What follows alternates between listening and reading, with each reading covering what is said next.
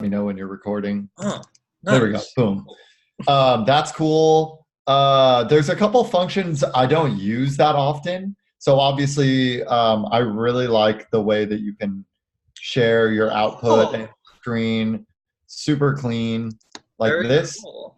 And then I can also share my audio really good quality, like everything that I'm working Oh, on. okay. Skype, And I don't think can share audio as well. it's really nice. So say I Okay. have a serum in here, and we'll kind of use this as a little sound check type beat. So I'll Is make that your sure. default template? Yeah, it's really simple. I can walk you through it if you want. So how's that sound? Yeah, that sounds perfect actually. Well, Wow. if at any point it's too loud compared to my voice, let me know and I can It's adjust. okay. Whenever I'm producing, I've got my laptop at like max volume. I've been recently trying to like make an effort to turn it down so I don't go deaf. Yeah, definitely. So yeah, but my template, these top two things are just sidechain. Okay. One's my trigger. One is the bus that I just send all the groups that aren't the drums through. So everything's routed through the sidechain bus. That makes sense. It just makes it simple enough that all I have Yeah. to do is put down this trigger and it tells it where to sidechain.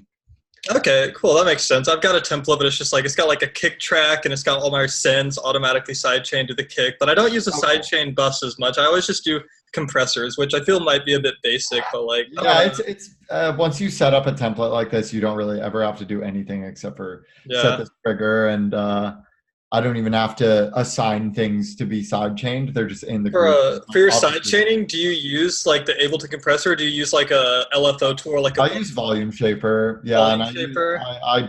I like Volume Shaper because I can like essentially have like a nice like kick in here, Oh fuck.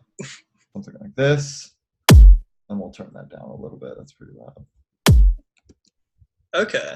So once essentially I could put like a volume shaper on the kick, and it's going to show me the exact shape of like the amount I need to sidechain, Okay, which interesting. is cool because I can get my kick like sidechain relationship super Yeah. tight. Just want to make sure that the smack of the kick is like everything is cutting down. You can see a lot of this ending part of the kick. Yeah. It's all kind of just sine wavy stuff. I usually Yeah. like I cut often find that like the tails of kicks like that, where like you got your transient, then you just have like a lot of sub afterwards, can really just like fuck with the subs that you're using. Yeah, that's why I like So, tighten shit up like this much, like yeah, that sounds like it would clash a lot less. Okay. something like that, or like transient shapers work really well for that. Transient shaper is Specifically, great. the Neutron transient kilohertz. shaper is my shit. Yeah, that one's really good. I actually really like this kilohertz one. I don't know why. I like the visualization of the Interesting. just the bands is like. I've been looking at kilohertz stuff because they're the guys that have phase plant now, which everyone's saying is some crazy shit. Yeah, I But have it. It's pretty gnarly. I honestly need to dive in a lot more. But if you go to Kilohertz and pay $9 a month, yeah, I saw they had the subscription shit. yeah, you actually get every single snap-in. You get every plugin they've released, and if they ever put anything else out, it's going to release that as well. So Yeah. I think I calculated it out because the full package to buy it all is like $550.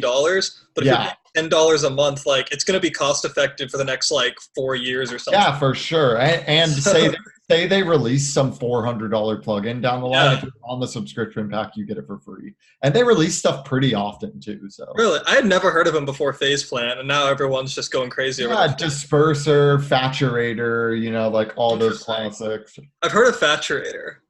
Faturator is a really good one, like Yeah, a camel crusher type plugin. that makes sense. Well, let's see. I got some questions here, I guess, to start out and start guiding us. But the first one, weirdly enough, is drum mixing, Cool. which we're already kind of doing. Because definitely, I find that kicks and your kick and sub relations in your tracks. I think I went through your whole discography yesterday just to like get back up to date. And seething and movement both have very nice kick and sub relationship. Yeah. Where Yeah, like I have a couple tricks for really dialing that in. And a lot of it is just getting stuff into audio and kind of getting that visual representation of so do you do all your kicks in audio too, or do you put them in like a drum rack? I never use drum racks. Even if I were to use a drum rack, I would flatten them to audio because I like doing stuff like this. I like just getting in and being able to make sure the zero crossing is perfect. Okay. I love having the visual. Even with my Nice. sub, say I were to get my sub in here, and I can give you this rack for sub base that is like Sure. just gives you the perfect sub right off the bat. So we'll set up a trigger here to make sure the side chain's all good. C, bam. So we have the kick already sounding pretty solid. And then we're going to send the sub through the side chain. So I'm going to do D sharp because that's what I did. Seething was in D, I believe. Yeah, I believe so. So we'll just do like a legato note like this, and we're just going to do a pure sine wave, nothing special. And then I have this rack called sub hub. Sub hub. I feel that.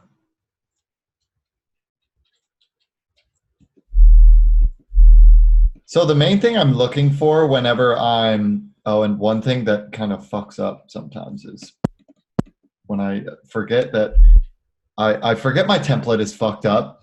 You see how it like dips down, like A little barely at the end there?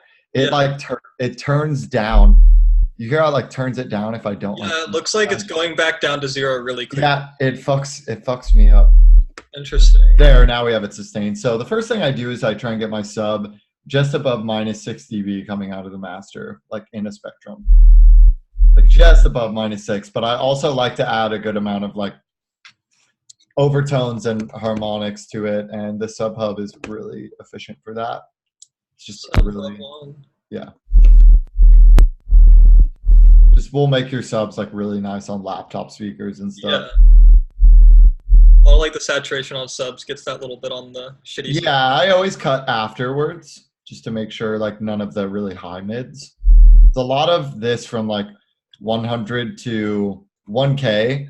There's going to be weird peaky stuff going on usually in mid basses here. You got to be really careful with, especially if you're letting through some of these upper harmonics. So you saturate it and then you EQ the highs out? Because I've always actually done the opposite, and I've cut my bass to like the really low frequencies, then saturated after to get a little bit more high tones. But yeah, you can do either way. See, we get like we'll put just a blank EQ after, just for spectrum. It doesn't sound like that big of a difference. But. No, so this overtone is kind of what I'm looking at here at 100. Yeah. So we have no overtone here, and this is the added overtone. But if we were to EQ after, it's like a little cleaner to me. I see that. That's fair. It's really, really subtle. Like all this like sub shit is really subtle. But I'm basically I'm just looking for this like first added harmonic here.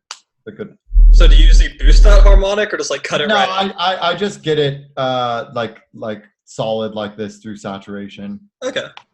And I noticed when I was going through the overdrive stems in the remix I was doing for Space Laces, that it really drives that harmonic. So once I have this like around -6, which is really loud right now because I have to turn it way up,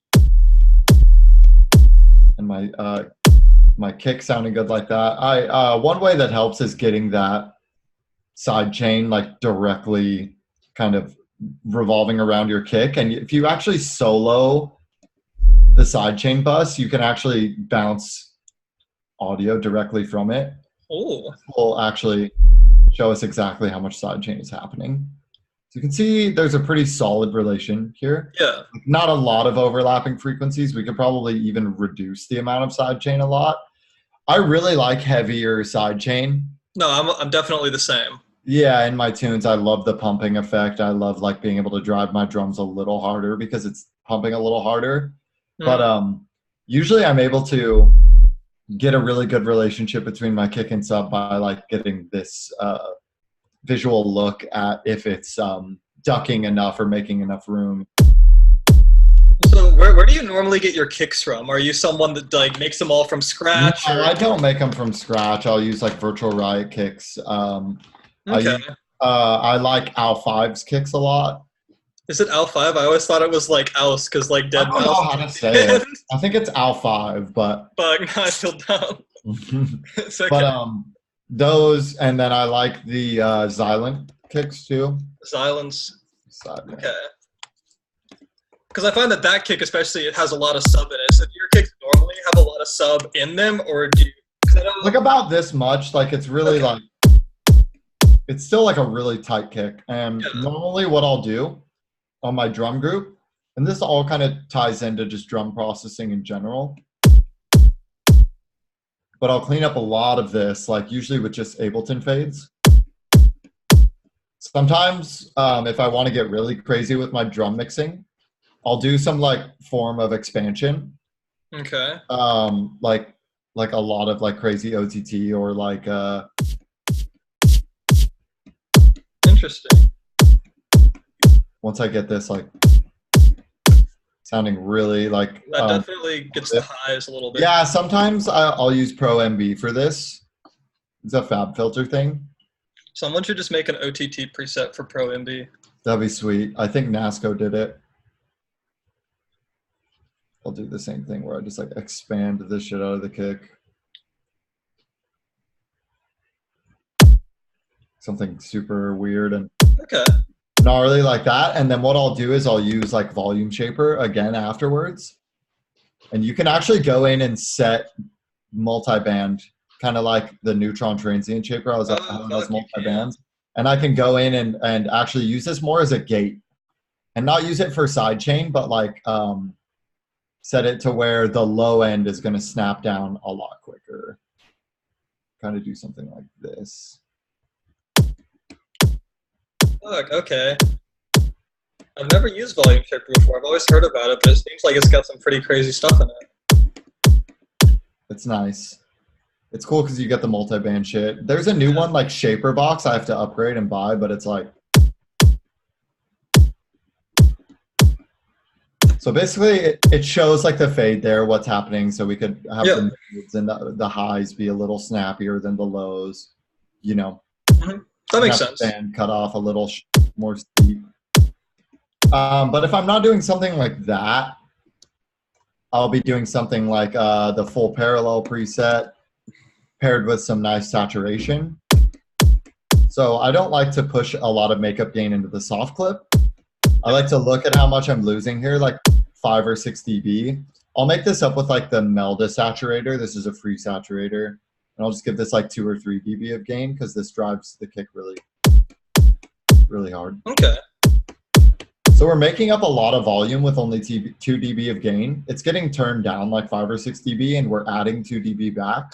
So we're getting a lot more leveling here, like a lot more room to push the kick. You can see if I turn it off and back on. It's definitely a little bit. Yeah, it's getting louder, but it's not getting that much, like it's not in the red in the metering, you know, it's not like pushing the kick incredibly harder. We're getting more perceived loudness out of it. Okay. So to bounce this kick in audio, and I love like bouncing things to audio just to get a feel for how. Yeah, I've watched some of the video tutorials you've done, and you definitely seem to always bounce everything to audio, even like Serum Synths, it'll just be constantly bouncing to audio. Yeah, it's just so much better getting work, like getting stuff done. So I'm always afraid because I'm like, what if I want to go back and change something? You know, I always try and keep things in MIDI or in synths. That way I can always keep it as like configurable as possible at any given moment. Yeah. So check these out with the glue compression and saturation and without. Basically, we're just flipping out this transient a little bit. Yeah. And it's giving us a lot funkier. So afterwards, what I would do about the tail is some form of transient shaping. So in this case, I would use the kilohertz transient shaper, neutron transient shaper, or just transient master from Native Instruments. I like the kilohertz one a lot. Okay. I like it a lot. And I'll probably, depending on if it clips the kick out, I'll put it before or after the saturator. And you can adjust the speed. I really like that it just shows the amount of sustain. When you're adjusting the speed, is that the speed that it's like tuning down? Like, what does that speed affect? Higher value, what does it say? Higher value results in snappier transient modification, lower value. Okay. So it's just like the speed at which it's shaping. Okay. It just adds the craziest, like. Definitely. And what about like claps and snares? Do you do similar stuff on that to get them to kind of like punch through? Yeah, what I do for the claps and snares, I sometimes will bust those through like their own little group, so I can have groups inside of groups, you know, so I can do another batch of squeezing the Yeah. claps together. And basically I do like, I'll do the, let's just keep this sub in here for reference too. We'll just duplicate it out. I'm going to delete this because it was just for a little reference. So move the sidechain over. And then we'll put a clap layer underneath this. So I layer quite a bit with these, and I get a little more aggressive than I think people think they need to do. A lot of people like are worried about too much buildup, but basically I throw even like full dubstep snares under my kicks, and I pull the transient out a little bit. Like for example, like using like the crazy like Must Die snares. These guys, those all the same snare, but okay. And I'll basically just pull it in and use Ableton fades. So I mean, like in a situation like this would be kind of like a more rhythm track where you've got the kick hitting on every half. Exactly. So if it's just going to be more just like conventional dubstep, would you then not pull out the transient on the snare? No, I would keep a snare. I mean, in that case, like just snare layers in general, or just like one or two good snare would be nice. Okay. Even like cashmere clap layers. Even just stuff like this. Pull the transient out a little bit. Just hearing these together too is like.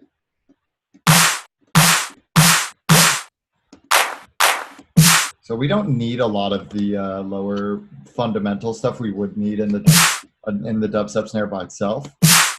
We just want the air. We don't need this. We could actually like get crazy tonality out of it by like driving that through another saturator and then cutting it after. Interesting.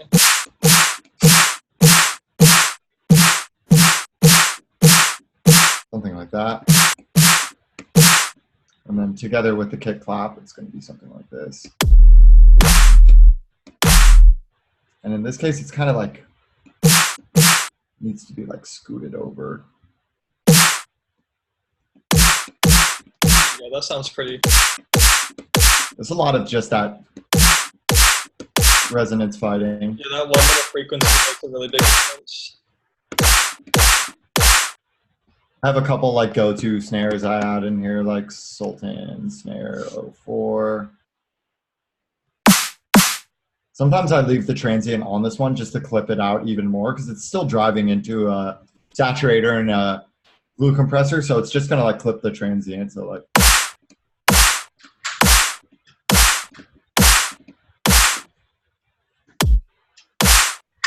Sounds pretty solid. Hello. What's up? Nothing much. I'm doing a quick lesson with some dubstep. So yeah, you don't need a lot of crazy layers, like having a couple of really thick fundamental, like these are all, these snare layers them by themselves, like are all pretty full. And it's just like tasteful. Like you can even add like shaker stuff underneath. Okay.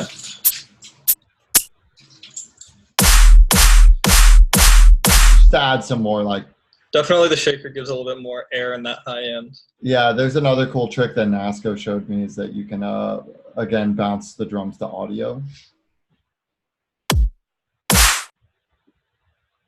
And that shaker is like cutting through really hard. I would normally just delete that. That was just like an example of other layers. Of course. Let's wait for this to get out of the way. And then once you have these, you can actually clip the drums even harder through your master just by layering in a crazy tight transient of it. So like,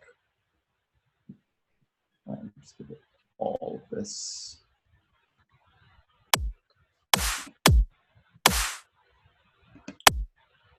So I'm just layering that with the original? Yeah, it's cool. You can actually like just barely.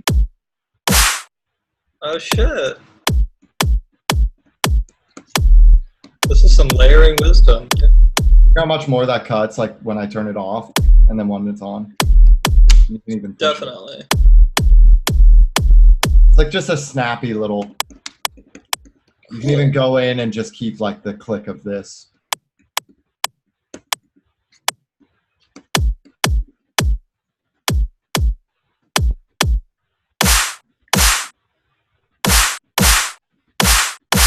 A lot. Yeah. Adds so much like smack to it. Cool. Well, here, let's say I got my next question here. So now we're gonna move to synth fills, specifically fills, because like I always find that like say you've got a song and then the first beat you've got some crazy fill, then the main sound will come in on the snare or the fourth beat or whatever, depending on the song. And like we'll do seething again, for example. Whenever it comes in, you got that weird like octopus passing a kidney stone type sound. Yeah.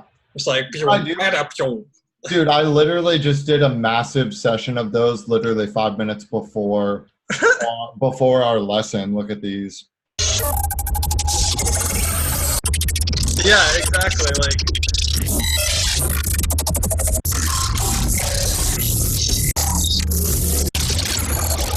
I basically like make these in batch.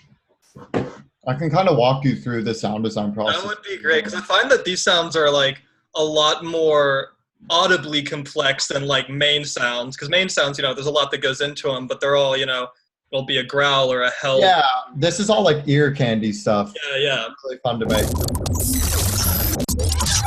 You can actually make these relatively easy out of like Foley and stuff. Foley, really? Yeah, I made all of these out of just like little glitches, like random unprocessed kind of glitches, and then I ran them through this new output portal thing. I've heard of that. It's cool. Yeah, it's like good for granular stuff like that, but it's a lot of filtering, compressing, vocoding, stuff like that. So I usually start with a sine wave. So we'll just use like this basic sine wave right here. Cool. And we'll just start with this little bar. And let's start by blowing this out, getting some harmonics out of it. I'm going to turn it down. We can just use Ableton Saturator. And then I'm going to start some filtering, even like starting with a vocoder, pretty on is really cool too. Just getting like wet sounds out of this. I usually just set the bands really high, set the range all the way up, and mess with the depth and release and the formant. You get a lot of like weird wet kind of sounds. Yeah. We can add a chorus a little early on too. Just more texture stuff.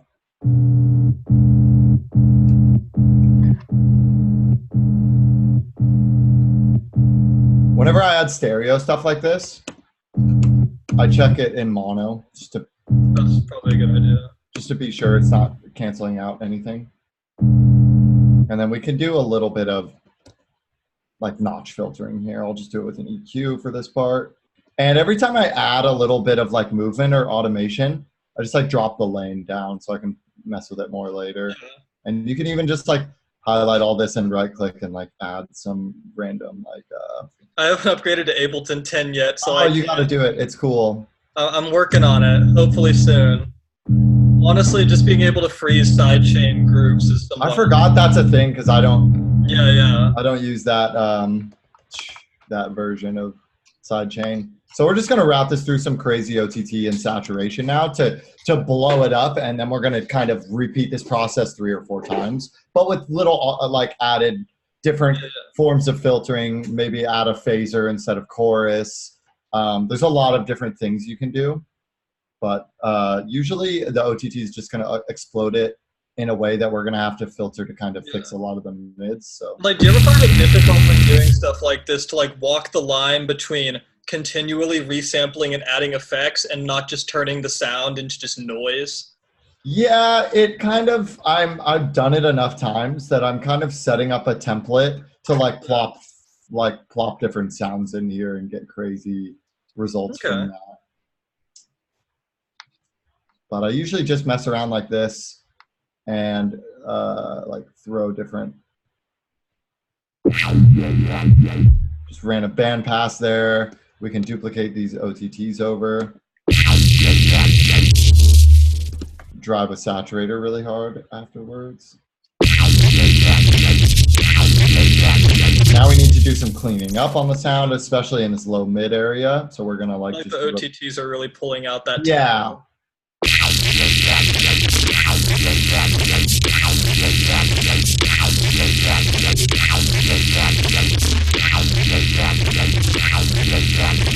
Add another one.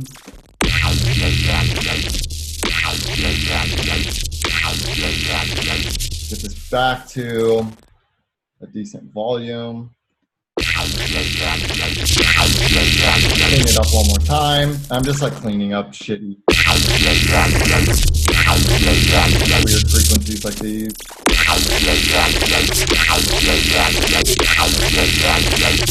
Let's add a little bit of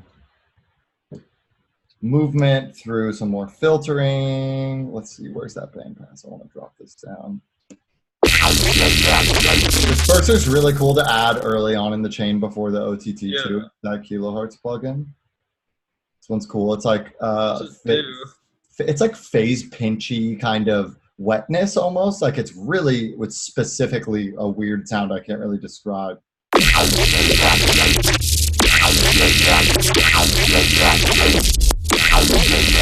It's really cool to automate around for these kind of sounds. Got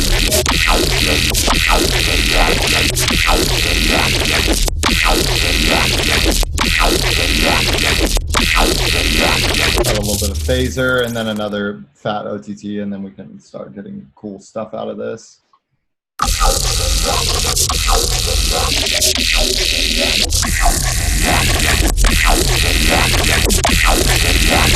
So when this really gets cool is when you actually lock the automation here, and you can start swapping in random samples. Like I really like putting in these Leviathan glitches.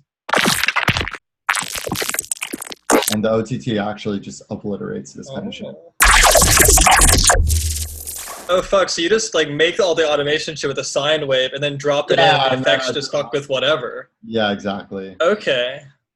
And then I have like this template of like, for this part, I want fucking, I don't know, random automation going on here. Other bits like this. You can like just keep messing with automation lanes, you know, just duplicating different sounds over. Yeah.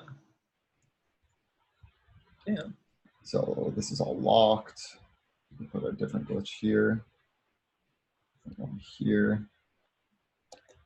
Kind of copy and paste the automation in a way that it's kind of restarting in a weird way, you know, and then it's like every time it's a different sound. And I'll set up that audio track stuff in like this.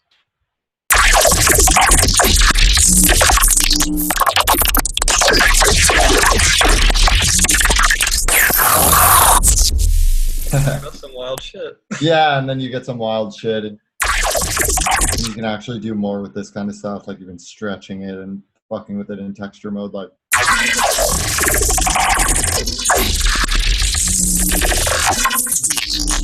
say we put another vocoder and OTT on this. Do it. We'll get some low, beefy, kind of like really wacky ear candy kind of sounding shit. The OTT works really well with vocode when the enhance is on modulator, because this adds a little bit of top end. Because usually vocoder takes all the high end away, so OTT is really good after because it's going to boost it back up, you know.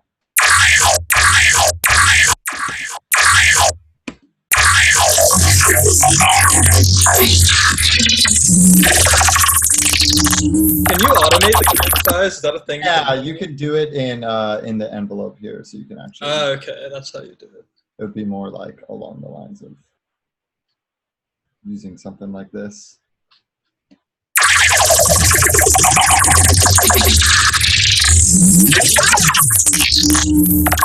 Just adding different shapes and random shit.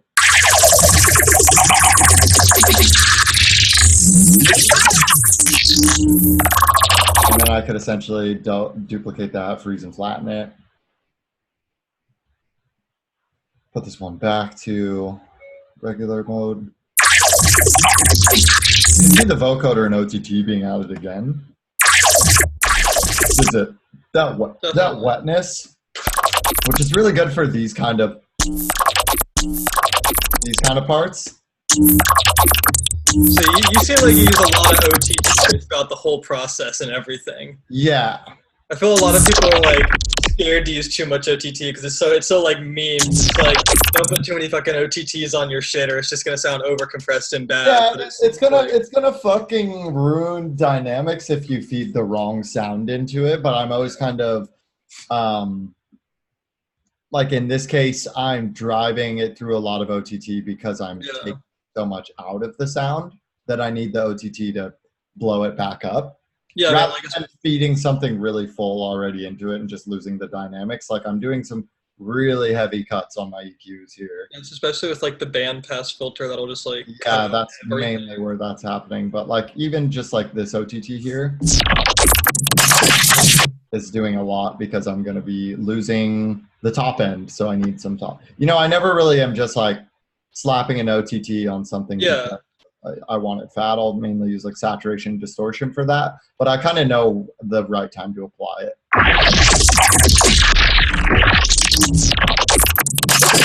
But yeah, these are nice glitches. Damn. It's pretty easy to like, once I get these into audio like this, after you freeze flatten, it'll actually just like be in a folder for you.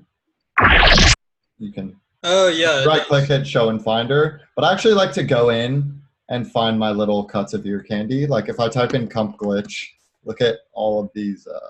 That's Jesus Christ. Yeah, I have a lot. That's not even like all of them. There's like more glitches I haven't really. Oh my god.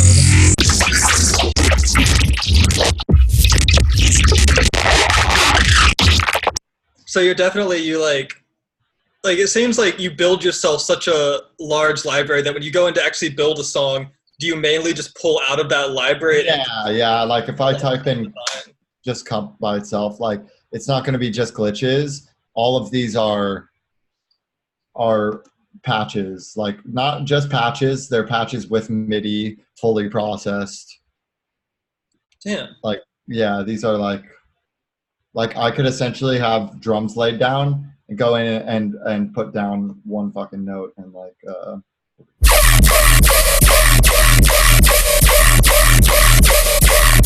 it's like just all pretty much done in the patch. And then I have all my different knobs for variation. I know, that's why I meant comp whole ass phrasing. I have the reverb throws on the LFOs.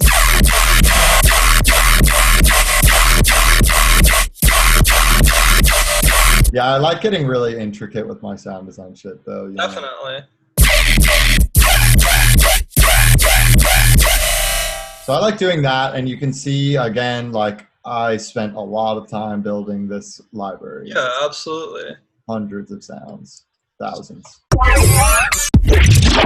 I wanted to ask next, mastering. I mean, I guess you're probably at a point where you send your stuff out to other people to master, or do you do a lot of stuff yourself? I never have sent myself off to get mastered by people. Oh, really? So you do? I do it all myself, and I also just wait. I'm gonna save these. Another cool Ableton thing is you can actually like save groups and channels, like how I pulled in this channel like really easily. Glitches, sine wave is what I could call the whole group. Sure. And I can actually just drag this over to my company bits folder. Oh shit! I didn't know you could do that. Yeah, and then if I open like a blank template like this, I can just go into my company bits. You can see I have a lot of project stuff in here. Definitely. Minor, major scales, stuff like that, and just drop it in, and boom, it's all there. So I can actually just like not have to worry about saving a lot of stuff like that. Like, and then I also go through and bounce just like helpful things from projects I finished, like.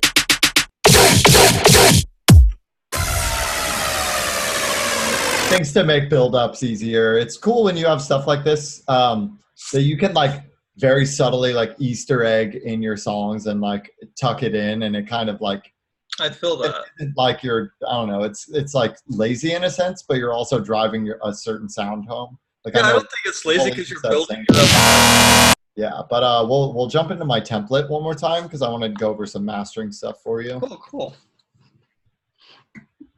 So you can see my template's really simple. It's mainly just organizational. Main drums, mids, ambience, effects, high perks, sub. Fair enough. And I do 80 to 90% of my mastering in these groups. And then I do some slight squeezing. You can see I don't really have anything on here. I have this utility that's for checking mono compatibility. So is this basically what's on your master when the song's finished and you just do everything in the tracks? I'll put, sometimes the most I'll have on my master is a bit of ozone. Ozone's some good shit. Ozone, I'm using like really small amounts of multiband compression, imaging. I like to do this trick where have you seen any of NASCO's live streams? I have not. They're super good. I'll send them to you. But Okay. let's see, stop let's see if I can find a tune in here to just fake master right now. There's a pretty cool thing you can do inside of Ozone.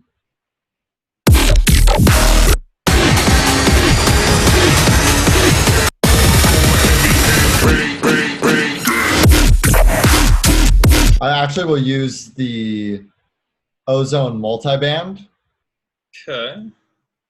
right before a limiter. The dynamics. I gotta see if I remember how to do this properly. But basically I turn all of this stuff off for now. And I want to turn all of the parallel off on these. Basically, I'm going to want to set up one band to be 200 hertz and below. I'm going to turn off the rest of these bands. How do I delete these? That's a good question. Right click, remove band. So now I have my, basically like my sub and my mids and highs like all separated. And we're going to want to turn off. Oh yeah.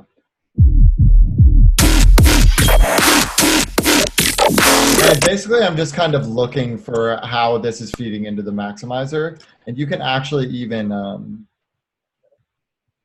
go in here and just sometimes just decide if you are able to squeeze up, like squeeze as much of the low end as you can. Yeah, yeah. Kind of look for a healthy value and then adjust this accordingly. This is a good way to just kind of get your low end sitting perfectly in your master.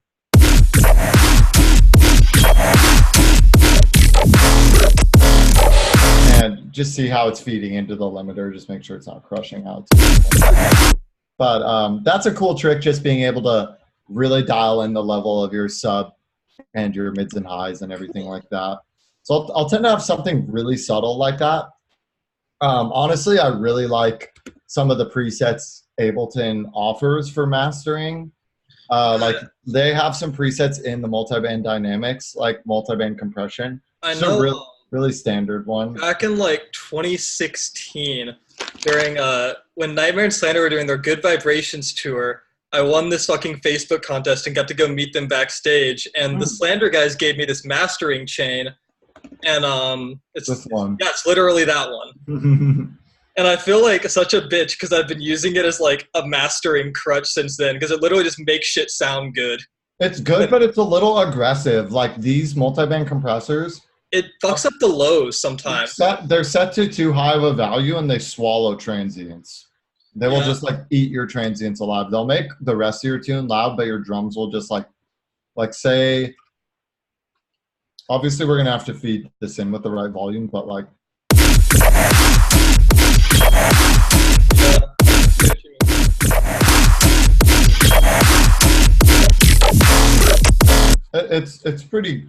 It's pretty decent, but like I like to use that multiband compression at like 20%. But that's also because I do so much in my groups. That makes sense. But it's mainly like my mid group, you know, because I'm making bass music. So the mids are the hardest thing to get like really loud, really present, really clean, and, you know, really aggressive at the same time. Yeah, definitely. And I do that a lot by making sure I'm taming the high end and the low mid resonances, like Mhm. the ones I was like really careful of when I was making the glitches, like this area, No, yeah, because definitely that one. added harmonics in the sub, you know, that this area gets a lot of buildup and clashing I frequencies. find And, cutting and around there can make shit sound clean, and also a little like around 1K, a little bit above sometimes can get really resonant. I don't know if it's just yeah, yeah, it really depends. I'm always careful of this 1 to 250 range, like the boxy area me. in my mid basses, and then 3 to 5,000. Okay. So I always am kind of like taming this in sound design with like notch filtering and Yeah, like in Serum, you can take the little EQ effect and just like cut it out wherever you yeah, need. stuff like that. Like just in a few parts of my process, I'm EQing that. And then something like my mid bus mastering group, like everything on the group here, we'll call it a pre-master. Will look something kind of like a soft OTT or pro multi-band compressor. You know, I'll put like an OTT like this, but like really high time, really low amount, and I'll take the mids off so it's not like slamming those through. And I'll just look for like this will basically just squeeze everything together a bit the way it's set up, especially if you take it from RMS to peak. I don't know exactly what that does.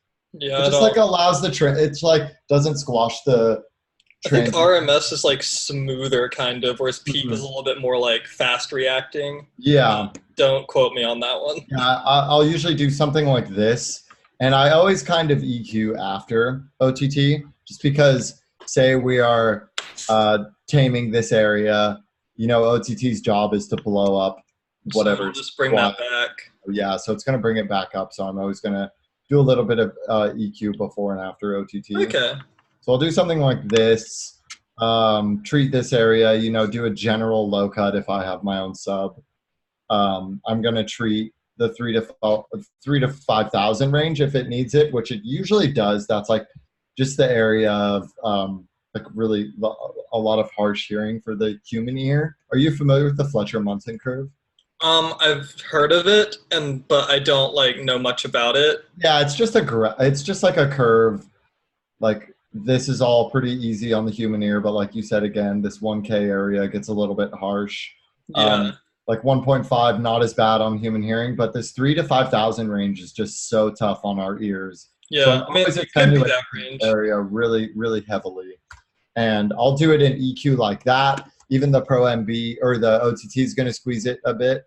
And then I'm going to even add a Pro MB. And what I really like to do on my bass bus is just pretty heavily compress everything above 4,000 hertz.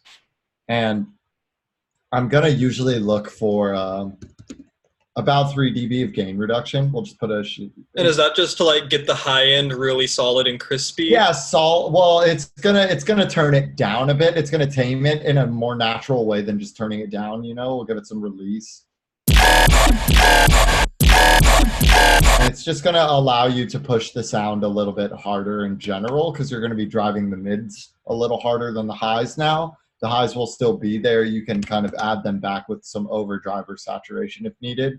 But being able to kind of control and tame them is just going to make your overall like loudness situation a lot easier to do because you're like going to be able to present it to the front of the mix a lot easier. You know, the high end isn't going to blow your ears out first. Okay. So, and this is obviously one of my like more low mid sounds, so it's not as good of an example. But I'll do some just general mastering compression afterwards with like a pretty fast attack, a slower release. And Okay. again, just look for like catching the peak.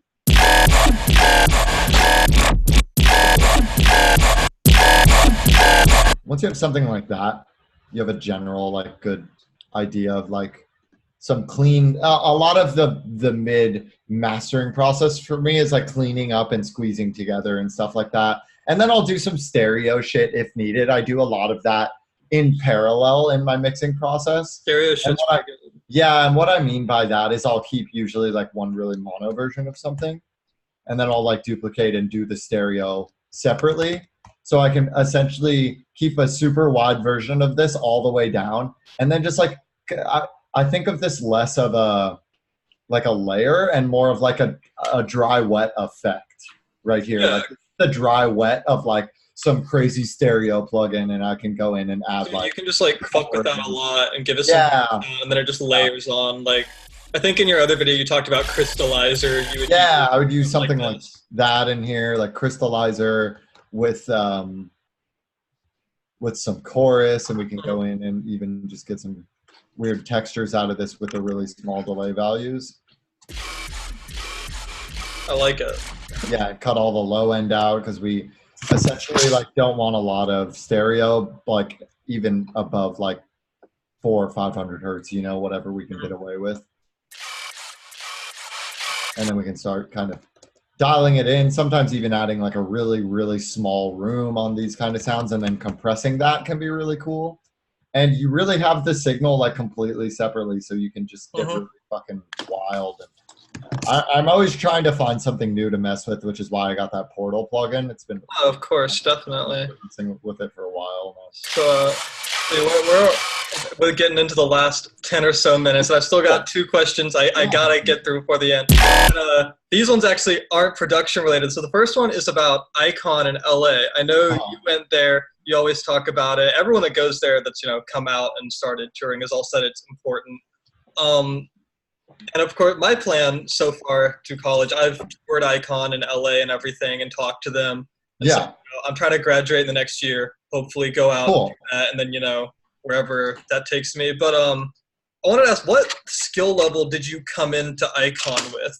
Because, I mean, I'm not, I'm obviously not sitting here saying like I'm some sort of god, but I'm just like, I know a lot of the stuff there is kind of like I can show you stuff, and it's like, because Icon's fucking expensive, and it's like, is it more entry level stuff? Like I was pretty fucking new when I started Icon. I'm gonna go all the way down to like the most embarrassing shit I have in my SoundCloud. And especially just like LA in general, do you feel like for artists like going to LA is really a big help? Or it's a big help. But it's a hand-in-hand kind of thing. Like I got a lot of opportunities from being out in LA, but it was also a give and take kind of thing. Like I gave as much energy into the music scene as I possibly could to get the quality there, and like, and nothing's really gonna fall into place until you get the quality there, because you could make some crazy connection and then your tunes just aren't quite there yet, and it could be like a wasted connection. So it's kind of like a give and take kind of thing, Same thing with Icon. Like a lot of kids in my class would like drop out. I started with like 30 kids in my class and graduated with 7. Yeah, because I mean, Icon is this production school. A lot of people go there for EDM, but not everyone that comes out of Icon is going to be able to start touring and be famous. There's like statistically that can't happen. And so, what would you say actually separate? Like, why are you now touring? Why opposed to other people in your class? What separates someone that goes to Icon and comes out and plays Ultra versus someone that goes to Icon and comes out and nothing happens? The hustle, for sure. I don't know if you've heard me talk about this in like the Somatics podcast or anything, but I was there all day. Like I wasn't going to just pass the classes. I was going to like try and get fucking really good at music. So I'd go early. I would go early, work on shit until my classes, take my classes, work on shit until they closed, and then leave. I wasn't. Okay. And then there were kids that were like, yo, I got a C, I passed, fuck yeah. And I was just like, damn, son, like you're paying a lot of money for this. Because I feel like Icon isn't a place you go just to, it's not like you're going to school for engineering and, C's get degrees, you get out and get a job. Like you're going there to like learn production, which is already such a niche thing. So yeah, you definitely got to put mad hours in. And another thing was when I graduated, I started working for Somatics. Even when I graduated, like my music was a lot better, but I needed a lot of buckling down still, And once I got that job with Somatics, I was forced to do 40 to 50 hours a week of sound design. Enough to where I hated it and I didn't want to sound design and stopped even like wanting to write music for a while. And I was like, yo, I gotta stop. Because I find it can often be really hard. And a lot of people get in this like position in producing where, you start out and you learn a lot and you get really better really fast. And then you get to this point where it's like, I'm good, but I'm not like there yet. And like that last little bit to go from being good at production to being like releasing on labels production is often like very hard to push through, I find. Yeah, it's definitely a grind. Like, keep your head down for like, I like to tell people a year or two, because it obviously depends on how you're approaching the time spent, how you're Yeah. optimizing it. You know, mentor sessions are a massive optimization because you get to Yeah. focus That's exactly on what you're struggling with, you know, and that's how you grow the most. A lot of people go into a session and like to do the things they're good at over and over again. It's like, you're not going to grow as fast doing that. You're going to grow by figuring out what you suck at, you know, and then fixing yeah. that. Like, a lot of people avoid any music theory shit because it's just like, I want fucking all my dubstep basses to sound fire. But it's cool because I need to be able to know layering in thirds and fifths and sevenths and stuff Yeah. like that. And Have you heard of Hook Theory and gone through their stuff? uh-uh. Hook Theory, they've got this whole thing. It's like an online music theory stuff oriented towards like music production. It's like it's this interactive online. I'm really surprised you haven't heard of it, but yeah, they've got a lot of music theory I've gone through, but definitely, yeah, Hook Theory's good. But Yeah, I'll check that out. But I'm this is like what I wrote on the first day of Icon, so it's a good rough. here we go. It's so bad.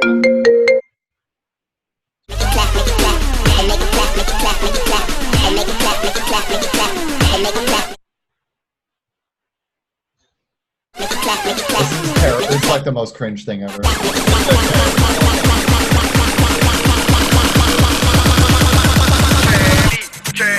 She got a face on her like Lisa Ray. Hit a players up with a Frito-Lay. Nigga try me wrong, it's gonna be your day. But this is like, this was cool to me, and another reason that I grew a lot, because when I came into Icon, I was like writing every genre. Like, I was like, I'm gonna dip my toes everywhere because I want to absorb every bit of information, get out of my comfort zone, this and that. Okay, that makes sense. And so Yeah. let's see. Last thing I've got. I hear you play Smash. Is that true? Yeah, I played the shit out of Smash. Do you have Smash set up? Could I play a game of Smash in the last 7 minutes? We probably could. I could set it up. I would because I've got it like right here. I could pull up. I could just turn on a controller. Here, let me. I specifically budgeted this out so I could listen the last little bit. All right, let's do it. Wait, let me. Let me grab my controller. 1 second. Okay, that's the most interesting thing that's ever happened at the end of a session. Jack, are you trying to teach? Oh, I'm not teaching. I'm learning. From Kompany. Oh, The dubstep guy. Kompany? oh no. That's with a K. Look him up. He makes the lubs. All right, let me plug my shit in. All right, here we go. Yeah. What's your Nintendo Switch name? Let me send that to you while I'm setting up. Okay. Fucking Nintendo and their long ass friend codes. It's so hard. It is. I don't know why that Nintendo's online entire thing is just awfully done compared to PS4 and Xbox. Yeah, I miss the fucking For Glory 2 and Smash 4. Are you like Elite Smash or something? Yeah. Oh, okay. Well, maybe I'll get my ass beat. I usually float around like 3 to 3.5 million GST. Oh yeah, I'm close to 5 mil. All right. Well, I might be about to get clapped. It's usually tough on like internet and shit though, you know. Or Who do like you play? my highest is Ike, but Ike. Okay. yeah, he's just like he's so like neutral air, just spam, and His fucking aerials are just so like many conversions off of it. All right, here we go.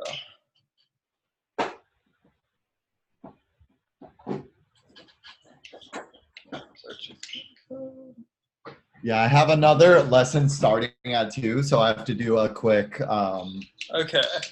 game and bounce, but I'm down to play more at 3 I'm gonna be done with that lesson, then I have a little bit of time. I'm trying to find out this guy. I'm always down to smash, bro. I've got fucking Wookiee added too, but I haven't played with him yet. All right, I shot your request.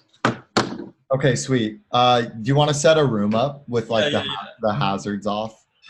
yeah, definitely. Fucking no hazard. I mean, do you prefer like Final? Do you prefer Omega or Battlefield? Um,